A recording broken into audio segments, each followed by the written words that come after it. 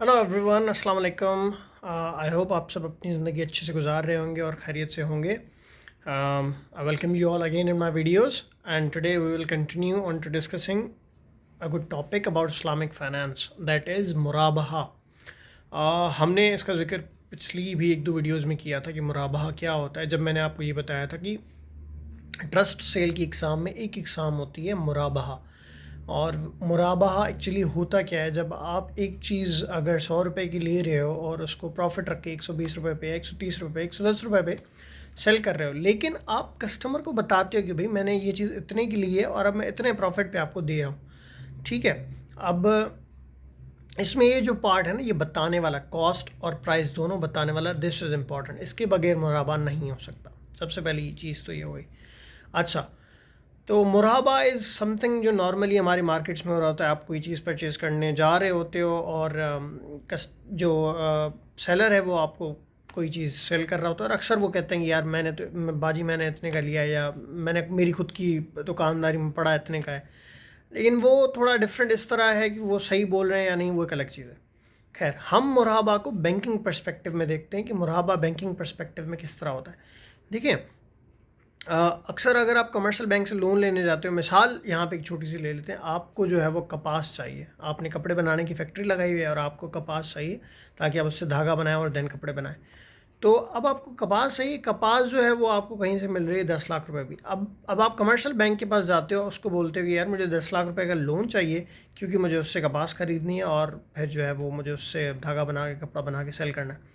Commercial bank आपको बोलेगा यार ठीक है, तुम्हारा 10 लाख का लोन है, मैं तुम्हें 10 लाख का लोन देता हूँ और तुम मुझे साल के एंड पे 11 लाख रुपए दे देना, या फिर इंस्टॉलमेंट्स में 12 महीने की इक्वल इंस्टॉलमेंट्स में तुम मुझे पैसे देती जाना। अब वो जितने भी बने, व्हाट्सोएवर जितने भी बनते हैं, तो उसने आपको पैसे दे दिए। अब आप गए इस्लामिक बैंक, उनको आपने सेम चीज़ बताई, तो वो आपको ये नहीं बोलेंगे कि ठीक है हम आपको 10 लाख रुपए दे रहे हैं और आप हमें साल के एंड पे ये चीज़ दे देना। ये हो सकता है कि वो भी आपको ऐसे बोलेंगे यार ठीक है, कमर्शियल बैंक में तुम्हें 11 लाख रुपए देने पड़ेंगे एंड पे, तुम हमें भी 11 लाख ही देना और हो सकता है इक्वल इंस्टॉलमेंट्स में दे दो, मसला नहीं है। लेकिन फ़र्क क्या आएगा, क्योंकि कस्टमर के एंड से तो उसने 10 लाख रुपए लिए और एंड पे 11 लाख रुपए ही दिए। लेकिन सबसे बड़ा फ़र्क, जैसे हमने कॉन्ट्रैक्ट की बात की थी, तो एक तो कमर्शियल बैंक आपको पैसे देगा। अब आप चाहो तो उस पैसे का कुछ भी कर सकते हो। मिसाल के तौर पे आपने जो है कपास खरीदने की जगह पे आपने जनाब जाके जो है वो जुआ खेल लिया, आपने जनाब किसी पार्टी पे वो पैसे उड़ा दिया, आपने जनाब गाड़ी ले ली। अब कमर्शियल बैंक को इस चीज़ से कोई गर्ज नहीं है। वो मसला तब करेंगे अगर आप उस पर साल के एंड पे या फिर अपनी इंस्टॉलमेंट डेट्स पे पैसे पूरे इंस्टॉलमेंट नहीं देते। लेकिन इस्लामिक बैंक में ऐसा नहीं है। इस्लामिक बैंक आपको पैसे नहीं देगा। वो बोलेगा अच्छा तुम्हें कपास चाहिए, चलो ठीक है, हम ऐसा करते हैं, हम कपास लेते हैं 10 लाख रुपए की। जैसी कपास तुम्हें चाहिए तुम हमें उसकी डिस्क्रिप्शन बता दो कि तुम्हें कपास इस ग्रेड की चाहिए, इस कलर की चाहिए, इस क्वालिटी की चाहिए और ये चीज़ें हैं, वो उसकी मुझे कपास चाहिए। फिर हम, और कितनी चाहिए, कब चाहिए, कैसे चाहिए, कहाँ चाहिए, ये सारी चीज़ें बता दो। हम तुम्हें वो कपास परचेज, मतलब हम लेंगे, हम ख़रीदेंगे, फिर हम तुम्हें इतने प्रॉफिट पे सेल करेंगे। तो मिसाल के तौर पे 10 लाख की कपास ही तो हम तुमको 10% पे सेल करेंगे 11 लाख रुपए में। तुम फिर हमें 11 लाख रुपए किस्तों में दे देना, या फिर एक साथ साल के एंड में दे देना, या 6 महीने बाद दे देना, वो जो भी आप डिसाइड करते हो। तो इससे फ़र्क क्या पड़ा, वहाँ पे कमर्शियल बैंक में आप पैसे लेके कहीं भी ले सकते हो, उड़ा सकते हो, कुछ भी कर सकते हो। लेकिन यहाँ पे एक्चुअल इकोनॉमिक एक्टिविटी हो रही है। यही कपास की एग्जांपल बहुत जगह और यूज़ हो सकती है। कपास की जगह आप ऑयल का बिज़नेस कर सकते हो, आप कोई भी ऐसा बिज़नेस कर सकते हो जो शरिया में परमिजिबल है, शरिया में अलाउड है। मतलब आप ऐसा नहीं कर सकते कि आप जनाब 10 लाख का शराब ले रहे हो, बैंक वो अलाउ ही नहीं करेगा। अब यहाँ पे मसले क्या आते हैं, देखिए सबसे पहला मसला तो यही, क्योंकि बैंक वो चीज़ ख़रीद रहा है। अब मालिक बैंक है, आप नहीं है, तो बाद में आप मुकर जाते हो कि यार मैं तो नहीं ख़रीद रहा आपसे। अब बैंक ने तो आपके चक्कर में 10 लाख रुपए लगा दिए, वो तो उसके फंस गए। तो बैंक आपको फोर्स नहीं कर सकता। हाँ, इस चीज़ को थोड़ा बचाने के लिए इस्लामिक बैंक क्या करते हैं कि पहले से एक प्रॉमिस ले लेते हैं, भाई हम ये तुम्हारे कहने पे ख़रीद रहे हैं तो तुमने हमसे ख़रीदनी है इतने रेट में। दूसरा फ़र्क, कमर्शियल बैंक में इस तरह की कोई चीज़ क्योंकि एक्टिविटी नहीं हो रही, वो आपके बिहाफ पे कुछ ख़रीद नहीं रहा, तो वहाँ पे तो ये चीज़ होती नहीं है। लेकिन इस्लामिक बैंक में क्योंकि वो आपके बिहाफ पे वो चीज़ ख़रीद रहा है, तो अगर सप्लायर से कोई डिस्काउंट मिलता है, मिसाल के तौर पर सप्लायर ने कहा कि यार चलो 10 लाख की जगह मैं तुम्हें 9.5 लाख में दे दूँगा, इस्लामिक बैंक आपको ये नहीं बोलेगा कि भैया आप मुझे 11 लाख ही दो। इस्लामिक बैंक ने आपको परसेंटेज बताई थी कि मैं आपसे 10% एक्स्ट्रा चार्ज करूँगा, 10% आपसे जो है वो ज़्यादा लूँगा इस पूरी डील पे ना। तो फिर वो आपको 9.5 लाख पे 95,000 10% बनते वो आपसे लेगा। मतलब यूँ समझे कि आपके पैसे बच गए। तीसरी चीज़, क्योंकि इसमें पता आपको है, कपास आपने लेनी है, आपको पता है किस ग्रेड की है, किस कलर की है, कौन सी अच्छी होती है, कौन सा सप्लायर अच्छा है, ये क्या है, ये नहीं है। तो इस्लामिक बैंक आपको अपना वकील बना सकता है, अपना एजेंट बना सकता है, और वो बोल सकता है कि यार ऐसा करो, हमारे ब्याह पे तुम खरीदो, ठीक है, फिर हमें लेके दो, फिर हम वो तुम्हें बेचेंगे। अब ये सुनने में थोड़ा फ़नी है, लेकिन इसके पीछे एक रीज़न है। अब क्योंकि बैंक की एक्सपर्टीज़ नहीं है, लेकिन इस्लामिक बैंक में वो चीज़ खरीदे बगैर आपको बेच नहीं सकता। वो मैंने आपको बताया था ना, कॉन्ट्रैक्ट में की पोजीशन होनी चाहिए। तो फिर वो आपको वकील बना सकता है, फिर आप ही जाके खुद परचेज करोगे बैंक के ब्याह पे, और इसके बदले आप चाहो तो बैंक से कंसल्टेशन फ़ी चार्ज कर सकते हो। मिसाल के तौर पे आप बैंक को बोल सकते हो, भाई खरीद तो मैं रहा हूँ ना आपके ब्याह पे, तो मेरी एक्सपर्टीज़ लग रही है, मैं जा रहा हूँ, कर रहा हूँ सारी चीज़ें, आप मुझे डिस्काउंट दे दो थोड़ा, या फिर मुझे फ़ी दे दो। तो ये भी आप मांग सकते हो, लेकिन अमूमन ये होता नहीं है, क्योंकि कमर्शियल बैंक में भी अगर आप लोन लेने जाते हो तो भी आपको पैसे मिलेंगे, आपको जाना तो खुद ही पड़ेगा लेने। यहाँ पे भी आप वही काम कर रहे हो, तो कस्टमर के एंड से वो इसको डिफरेंटली नहीं देखता। लेकिन ये चीज़ हो सकती है, वकील का एक अलग कॉन्ट्रैक्ट है, और आप एज अ वकील फ़ी चार्ज कर सकते हो इस्लामिक बैंक से, लेकिन नॉर्मली ये चीज़ नहीं होती। अच्छा, फिर हम आगे बढ़ते हैं। अब ये एक और फ़र्क आ जाता है कमर्शियल और इस्लामिक में इसमें। अब अगर आपने कमर्शियल बैंक से लोन लिया है, आपने 1 साल बाद पैसे वापस नहीं किए, कमर्शियल बैंक बोलेगा कोई मसला नहीं है भाई, तुम 3 महीने बाद वापस कर देना, लेकिन उन 3 महीने के लिए एक्स्ट्रा तुम्हें इंटरेस्ट देना पड़ेगा। लेकिन इस्लामिक बैंक में मुराबा में ऐसा नहीं हो सकता।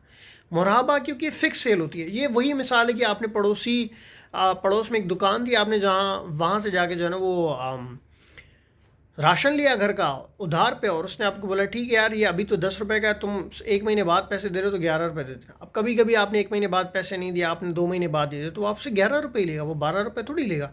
तो इस्लामिक बैंक में भी यही सीन है, फिर वो आपसे एक्स्ट्रा पैसे ले नहीं सकते। अब एक्स्ट्रा पैसे नहीं ले सकते, तो हमारी माशाल्लाह पाकिस्तानी जो मुसलमान अवाम है, तो उन्होंने जो जनाब जो है वो इस चीज़ का गलत फ़ायदा उठाना है।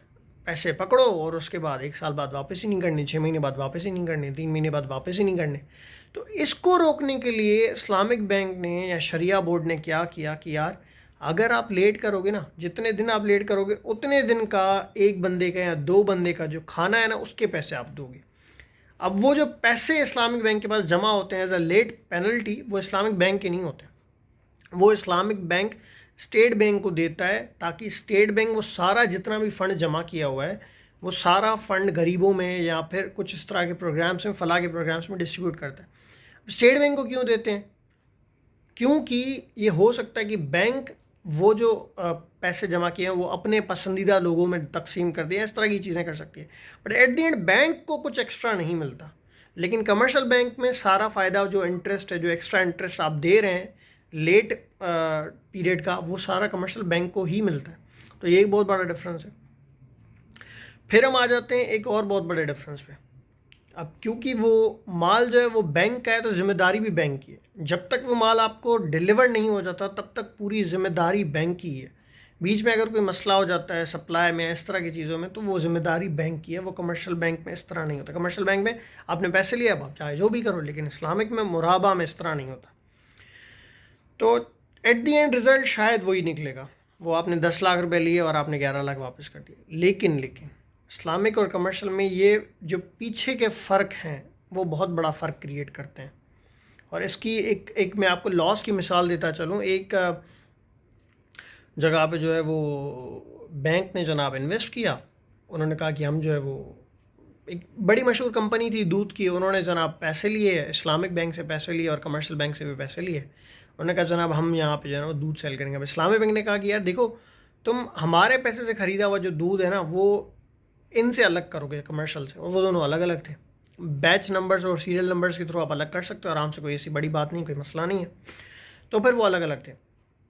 अब 6 महीने बाद क्या हुआ जनाब, अब जो कंपनी थी उसने सारे पैसे दे दिए, कंपनी ने सारे पैसे इस्लामिक बैंक को और कमर्शियल बैंक को वापस कर दिए। लेकिन 6 महीने बाद इस्लामिक बैंक का ऑडिट हुआ, और ऑडिट में पता चला कि यार ये इस्लामिक बैंक ने इस जगह पैसे जो है वो इन्वेस्ट किए थे इस कंपनी में, तो वो जनाब उस कंपनी पहुंच गया, उन्होंने वैसे ही उनके ऑडिट रिकॉर्ड्स मांग लिए कि यार सेल क्या है क्या नहीं, हमारा जो रिकॉर्ड था, हमारे जो सामान था वो आप बताएं कहाँ सेल हुआ क्या हुआ।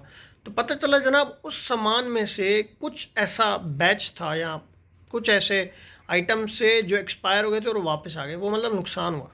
अब हालांकि कंपनी ने पूरी पेमेंट कर दी थी, लेकिन फिर भी इस्लामिक बैंक ने 6 महीने बाद जब ऑडिट की, जब उन्हें ये पता चला, तो क्योंकि वो माल बैंक का था, इस्लामिक बैंक में इस तरह होता है, उनका माल था, तो उन्होंने उसके पैसे वापस किए कंपनी को।